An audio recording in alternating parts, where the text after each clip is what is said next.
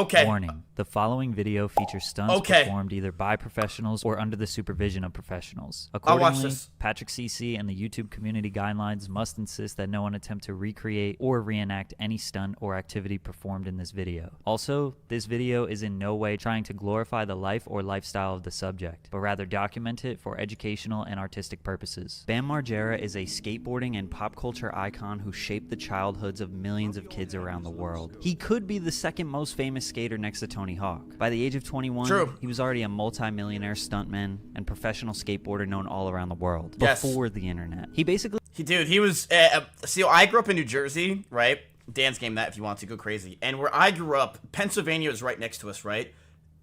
Idolized is the word. My friends idolized Bam Margera. They were obsessed with him. They loved him. They wore everything like him. They wanted to be like him. They did not listen to the viewer discretion shit. They would hurt themselves all the time. They love that shit. He invented the formula for viral stunt videos and pranks that are still used today, but none of this came without sacrifice. He put his family and friends through hell for money and fame. He developed multiple bad habits with you-know-what. He had complicated relationship issues with multiple individuals, and once he lost his lifelong best friend Ryan Dunn in a fiery car crash, his whole life spiraled out of control. Even in 2022, it's still looking bleak for Bam. Bam's father Phil was obsessed with the home video in the 80s. Wait, that was actually his dad? I always thought that was fake. It's actually his family?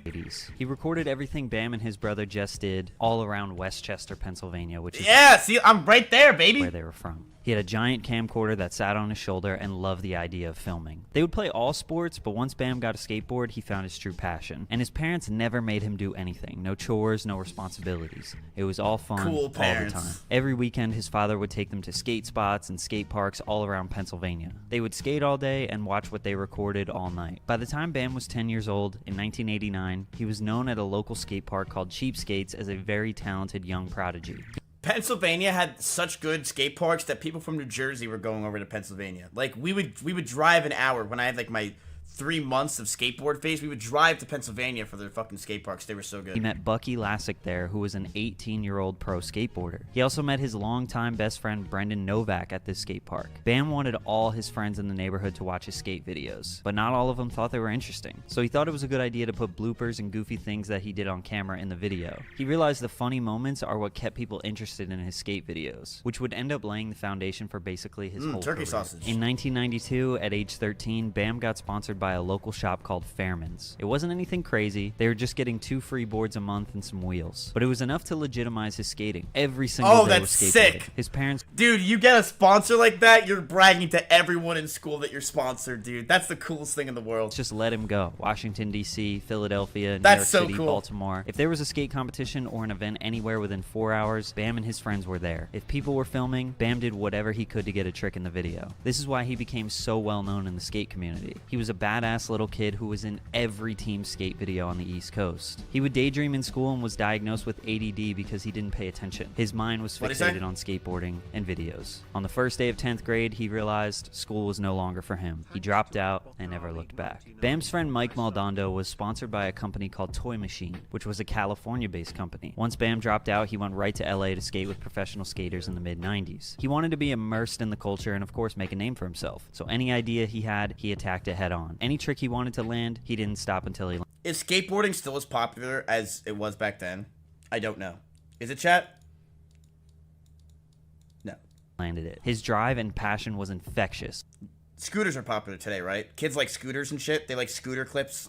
Which is what kept people around him. But he was also funny as hell, doing anything to make his friends laugh. Since they kept a video camera on everything they did, the skits ended up being more interesting than his skating. And Bam realized this, so he leaned in. His videos ended up being about 50% stunts and 50% skateboarding. But there was a major cultural shift happening in LA, something called Big Brother magazine. Skateboarding had a big popularity boom in the 80s, but it didn't culminate to this big mainstream success right away. In the 90s, people weren't sure where it was going. Tony Hawk was basically the only skater making money from competitions and selling merchandise. But being a professional skateboarder was not a lucrative Tony career. Hawk's It so really cool. just became a lifestyle. And Steve Rocco, founder of multiple skate brands, decided this counterculture needed a publication. Big Brother magazine documented mostly skateboarding, but also anything that the mainstream wouldn't. Nothing was off limits, and it quickly built a cult following because kids adopted this sort of rebellious thing that their parents hated. It was raunchy, crass, and in your face. The lead editor was Jeff Tremaine, who was in charge of finding good stories and documenting them. He would just be around California and follow around skateboarders and document the crazy lifestyle that people were living. Back before the internet, people weren't documenting crazy stuff for views. They didn't make money off these things. They were actually just living crazy, rebellious lives because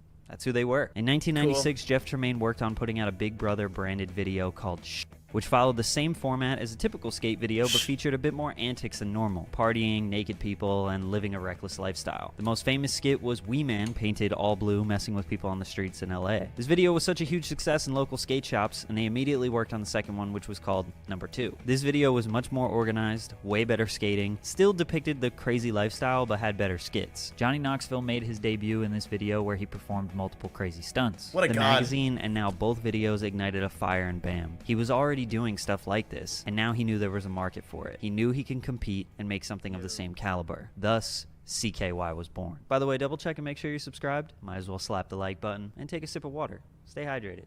Dude, he keeps telling me that, and he's fucking right, chat.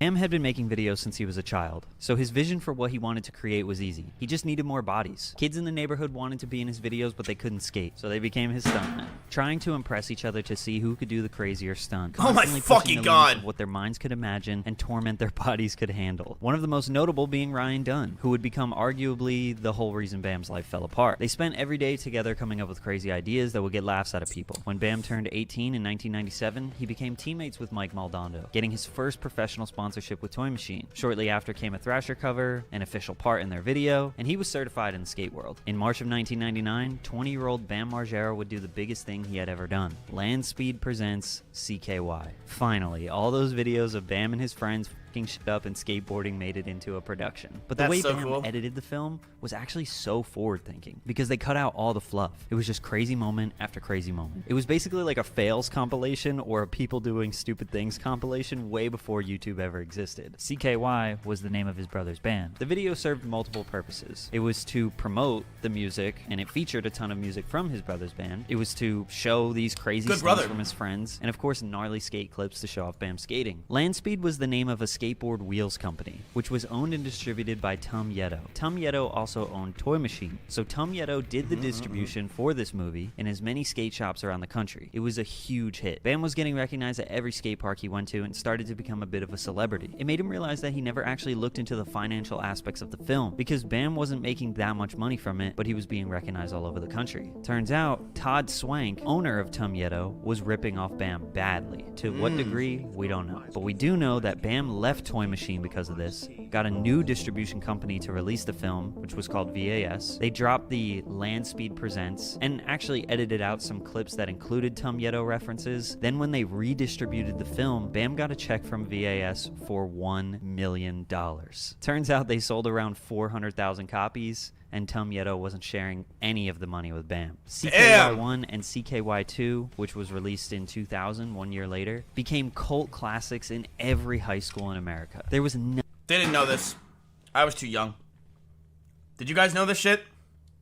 You're too young. Nothing like this that existed anywhere. Sure, the Big Brother movies were pretty rad, but CKY had way more chaos, way better pranks, and way better entertainment. You knew about CKY? CKY? They were more popular because it gave off this vibe of like me and my friends just f***ing around town, doing crazy stuff, which is something that I'm sure a lot of kids in the 90s could relate to. Whereas the Big Brother films felt like this is this crazy LA lifestyle that I'm so separated from that I have no idea and I'll probably never experience. After the monumental success of CKY, Jeff Tremaine, the writer and producer of the Big Brother films, reached out to Bam. He had been covering Johnny Knoxville, Chris Pontius, Wee Man, and Steve-O for a little while now, and he knew they would be the perfect match for the CKY guys. Jeff invited Bam out to LA and introduced him to Knoxville. They brainstormed the early foundation for Jackass, in which Tremaine was going to pitch to his childhood friend Spike Jonze, who was a well-established Hollywood director that began his career in the skateboard world. It's like Tony Hawk. They spent a few weeks putting together a pilot that would be pitched to the networks, which never got released publicly, so we don't don't know what stunts they did, we can imagine it was pretty rad. And it turns out MTV ended up picking up the show. They spent the summer picking out what CKY footage to use, and on October 1st, 2000, the first episode aired on MTV, and it was a smash hit. Nothing like this had ever been on TV before. Bam, Johnny Knoxville, Ryan Dunn, Wee Man, Chris Pontius would do anything. Any stunt, anything that would cause serious pain. Nothing was off. Oh, it was so good. Within 2 weeks, the ratings were higher than any MTV show in history. That same feeling kids around the country got from the CKY videos was now amplified by millions all over the world. And dude, here's the thing, chat, what it did. It made kids do this shit. It just did. Kids started being ridiculous. My friends were going nuts and doing stupid ass shit in carts all the time. But you know what? It was fun as fuck. And yeah, Bam's whole life changed. In the blink of an eye, he was suddenly... No one listened to the fucking intro. Everyone just started doing stupid shit. The king of Westchester. Everyone wanted to be friends with him once they saw he was on TV. It was reported by Steve-O that the early days of Jackass, stuntmen would get between $200 to $500 per stunt. So MTV was raking in millions, and the guys weren't. But Bam was. He was still making a killer amount of money from the CKY videos. By 2002, they released 4 CKY movies and different box sets, which would go on to sell over 1 million copies. So if the DVDs were $10, which was cheap at the time, that's about $10 million. Bam was driving around in brand new cars while Steve-O was doing stunts for $300. It was also in 2000 when Bam met Tony Hawk at the Tampa Pro Skate competition. Tony invited Bam to go on his national skate tour and to be in his video game Tony Hawk Pro Skater 3. Dude! Sell out? I would sell it any day of the week to be a Tony Hawk Pro Skater 3. I'm sorry, man. I would sell it any day of the week if I could be a Tony Hawk Pro Skater 3. That is sick. That is sick. So with Bam being on Jackass, the most successful MTV show, CKY videos selling out all over, becoming a wildly successful indie film, and kids playing as him in one of the most successful video game series of 2001, basically he was on top of the world at age 22. At this point, his father, Phil Margera, quit his job as an Acme grocery store baker and became his accountant full-time. Managing his finances was his new career that he still does to this day. Paramount Pictures decided to make a budget for the Jackass movie in light of all the TV success.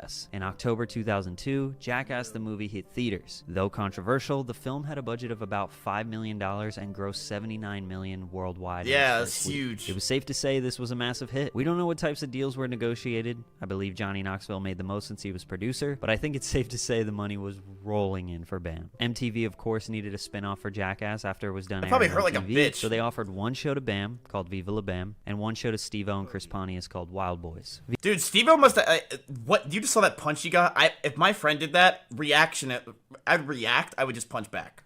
The fact that he didn't punch back, that's pretty impressive. If someone punched me on the head like what he just did, I would immediately turn around and try to hit you. It'd be just anger. How the hell you let that happen? Viva La Bam was basically a show about Bam and his friends doing stunts, skating, and traveling the world. There was also an ongoing theme in the show where Bam would absolutely terrorize his parents as well as destroy their house. Luckily, in Season 2, he purchased Castle Bam in Westchester, Pennsylvania, which would basically become a 14-acre adult amusement park. Bam was given a budget of $300,000 per episode, in which he would keep about $40,000. I believe the show ran for about 60 episodes, so yeah, millions of dollars. He built an entire indoor skate not park, as much as I full thought. Casino that was suspended up in the trees. He would travel all around the world, buy cars to demolish them and blow them up. He did a full Civil War reenactment. Absolutely anything he wanted to do, MTV was willing to pay for it. A lot of the times, they even told him his ideas weren't crazy enough. MTV didn't realize how long it would take for skaters to It's a good network. land their tricks. So it wasn't really worth their time to sit there for hours while someone is trying a skate trick only for them to land it and it takes 5 seconds of the show. So they kind of forced him to stop skating. At this point, he stopped fulfilling his duties as a sponsored skater, and his whole life became, how can I cause absolute chaos from the moment I wake up until everyone goes to sleep for the next 3 years? Up until this point, Bam actually stayed clear of drugs and alcohol. He maintained a sober life and was motivated by just having fun with his friends, and of course making money.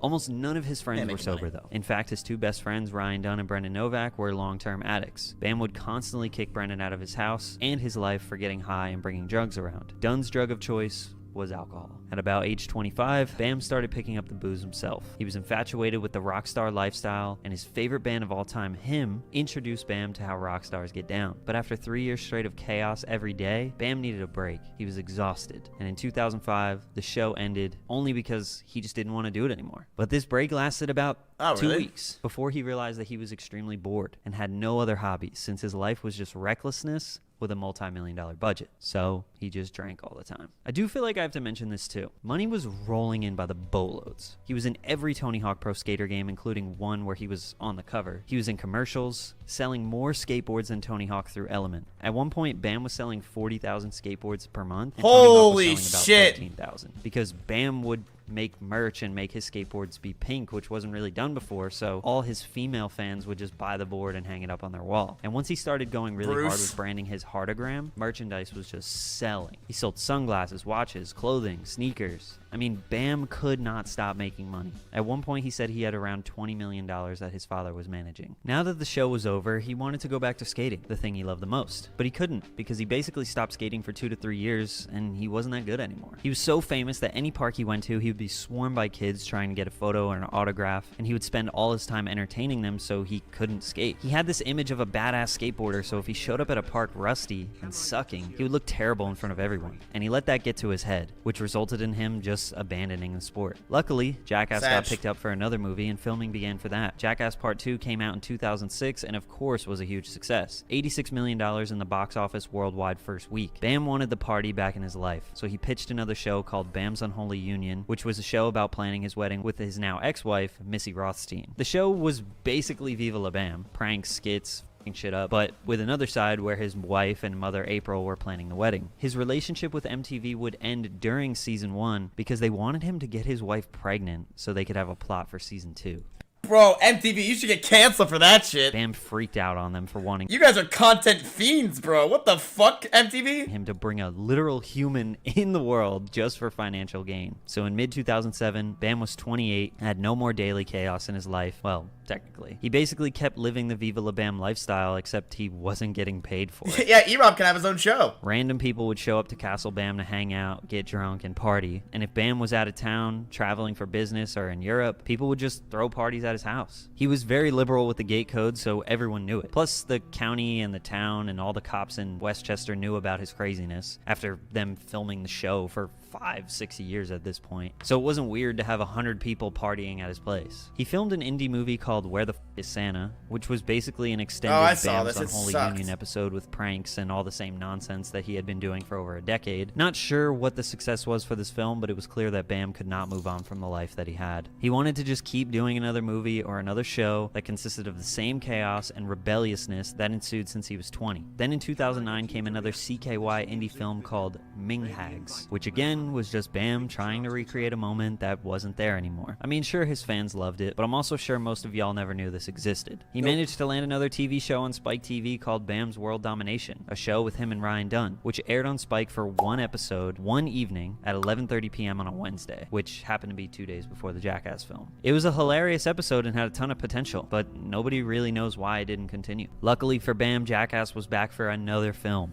Jackass 3D. So he was filming that for all of 2009, which would release in October 2010 and would be the most successful Jackass yet. This one blew up. $171 million global box office first week, double from both the previous films. Living off the high of Jackass again, Bam still spent most of his days partying, traveling with CKY, and living the rock star life. But in the summer of 2011, Bam's world would get flipped upside down. Jackass star Ryan Dunn has been killed. Dunn's Porsche might have been traveling as fast as 130 miles per hour. Fellow Jackass star Bam Margera was actually in Arizona when he got the call. He said shook his world, informing him that his best friend he considers his brother was killed in a fiery crash. Bam's best friend, since he was 10 years old, passes away. Ryan Dunn was his creative partner. He was there for everything. Whenever Bam had an idea, he discussed it with Ryan. If he wanted to film a stunt, Ryan was the first guy ready to do it. He had spent the past 15 years attached at the hip with this man. I don't remember where I was. I think I kind of do. I think it was in my basement. He basically was the only true friend who stuck with him through all the ups and downs. Now, he was gone. This would be the beginning of the downward spiral that Bam still has not figured out to this day. Bam did a lot of press immediately after Ryan died. I guess he felt the need to talk about it, like he needed to get something off of his chest. He was doing radio interviews and podcasts like a week after Ryan passed. He also Wait, was Ryan done drinking and driving, or was he just driving recklessly?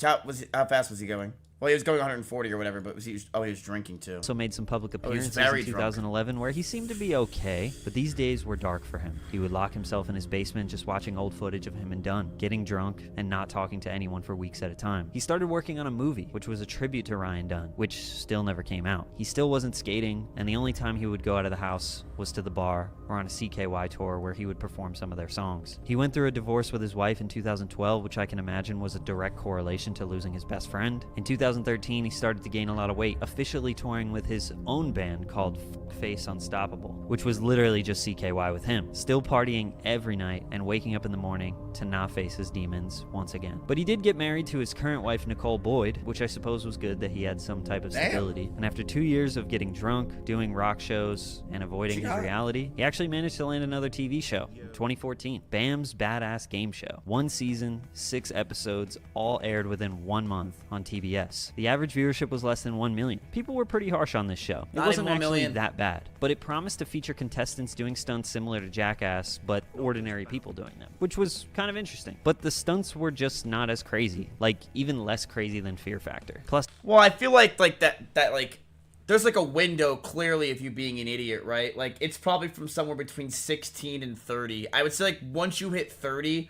like there's no way you're 40 years old and still doing crazy ass stunts like you were when you're 18. It's just not, especially decade of drinking nonstop and partying. It's just not gonna happen. There's just no way. The casting was full of unless you're Steve-O. Now that guy is different. Horny people, and Bam himself wasn't doing any of the stunts, which is probably what people wanted. The show ran for a month and then got canceled. I'm sure this didn't help Bam's confidence in Johnny Knoxville's 50?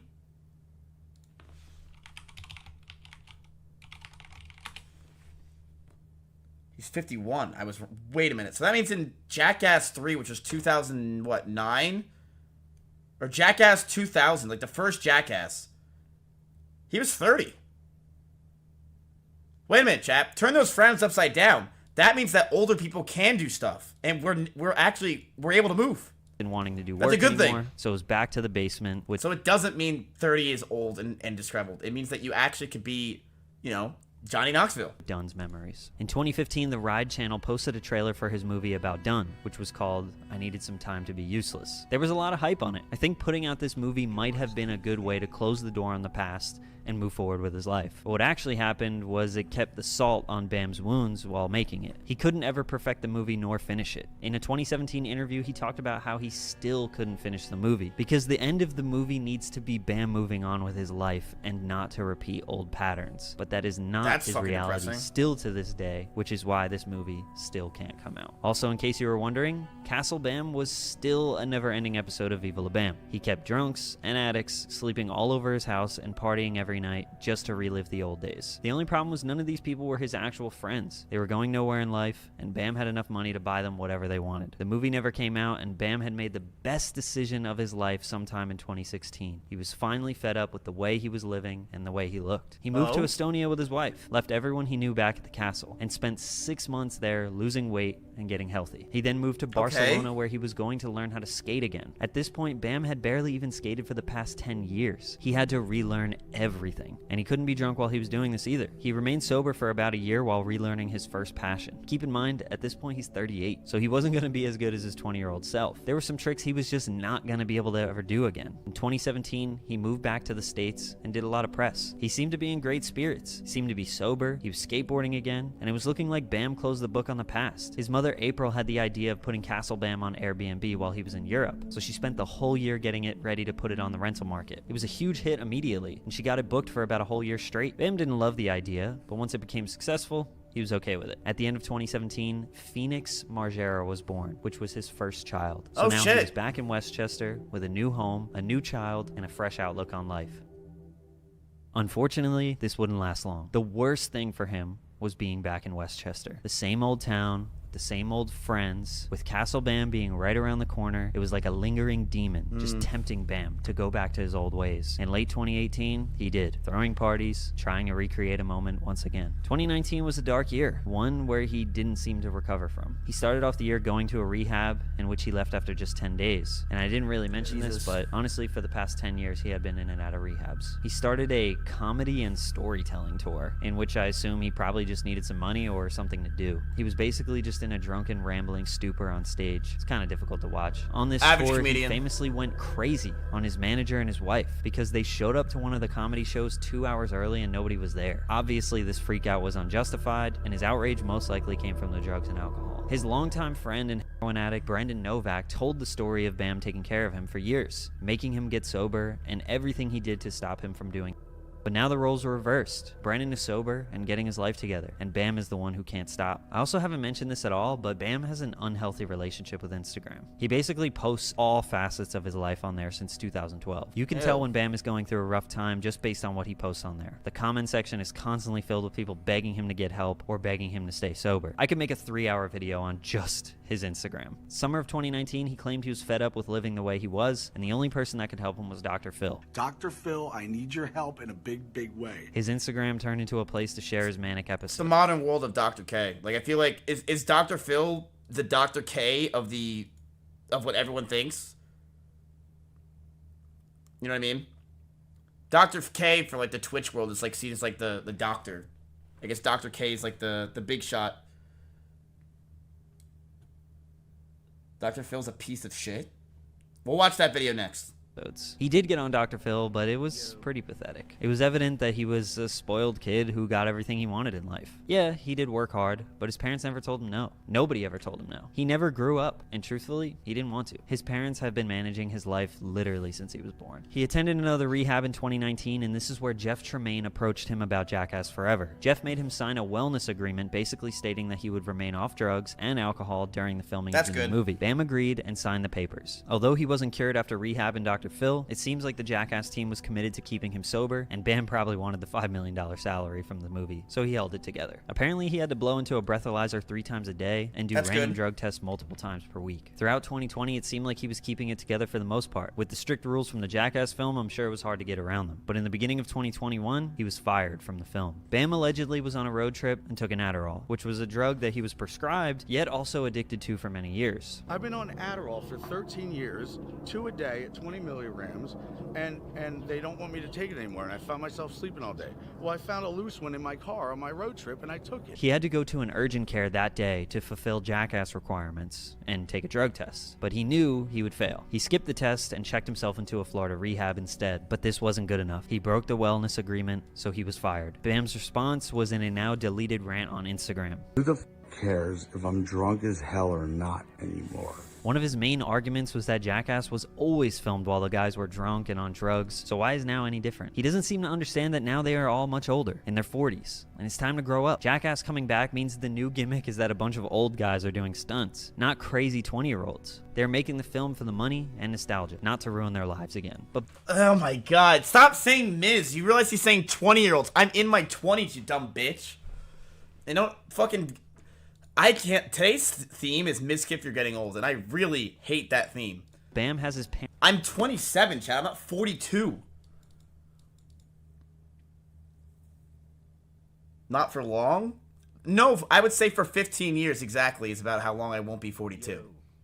Parents still taking care of his finances and responsibilities. He always did whatever he wanted and had everyone else handle the hard stuff. He still thinks he's a kid. He broke the wellness agreement. Simple as that. Now you have to face the consequences. It's really unclear how his year was going after this. When times are rough, he deletes all the comments from his Instagram and posts throwback pictures. That's usually a sign that he has his phone taken away. He did file a lawsuit against Paramount, Jeff Tremaine, Johnny Knoxville, and many others associated with the film, claiming that he was forced to sign this wellness agreement that led to psychological torture and that they Dude, look at his fucking finger. Look at this thing.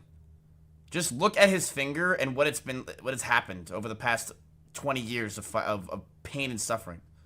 Look at that. Hired him to steal his creative input and save money on the film. Jackass was once 50% CKY members and 50% Big Brother LA members. Now almost nobody from CKY are on the film. After the lawsuit and the antics in the beginning of 2021, he did a little bit of skating with Thrasher and even collaborated with Danny Duncan. But for the past 6 months or so, his Instagram has just been a bunch of throwback photos with the comments turned off. His wife recently filed for full custody of his child, but not a divorce, which I don't really know why or what that even means for their relationship. Yeah, that's weird. Addiction Addiction is a vicious cycle, and it may seem like I was being hard on Bam, but truthfully, I feel for anyone struggling with addiction. It's something that's impacted my life a lot. We aren't really sure where Bam is at today. Maybe in a rehab, hopefully accepting that his life has changed a lot. I think quitting skateboarding due to his ego of not being the best anymore was one of the worst things for him, because now he is too old and out of shape to do what he once could, which prevents him from staying focused. He has tons of real friends out there, Steve-O, Brendan Novak, Rab, that will actually help him get better and be a positive influence. But you have to want to get better. He needs to accept that the Viva La Bam days are over. It's time to grow up, kick everybody out of Castle Bam, and be a father to your son. He could still get into producing movies or... I don't think that's the move for him to go back to that castle. I think he should just fucking move to somewhere else and just get the hell away from Pennsylvania. I don't think he should go anywhere near that castle. He should just, honestly, just move to LA or something. Florida? Well, no, not Florida. He's trying to get away from the drugs. I don't think Florida's the best idea. I think he should move to LA.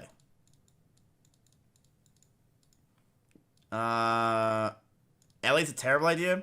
No, I think LA's probably the best move for him. Directing, maybe work. I'm really looking up stuff. Bam Margera's dropped his Jack Sass wrongful termination law. So he dropped the lawsuit, actually, a day ago. With aspiring skaters or stuntmen. It could be a healthy thing to focus on, as long as drugs and alcohol aren't involved. He has plenty of money. His father did right by him managing his finances. But one day, his father won't be there. Bam will need to figure out how to manage and budget his life. I thought he was about to say his father died. I genuinely hope Bam figures out his sobriety. He was a staple of many of our childhoods, and he changed skateboarding forever. He molded the recipe for viral stunts and videos that have dominated the internet for the past 20 years. He literally created culture. I do believe he still has a lot to offer to this world, but right now he needs to focus on closing the door on the past and putting his health and his family first. I wish the best of luck for you, Bam. Things are going to get better. Damn, what a good-ass video.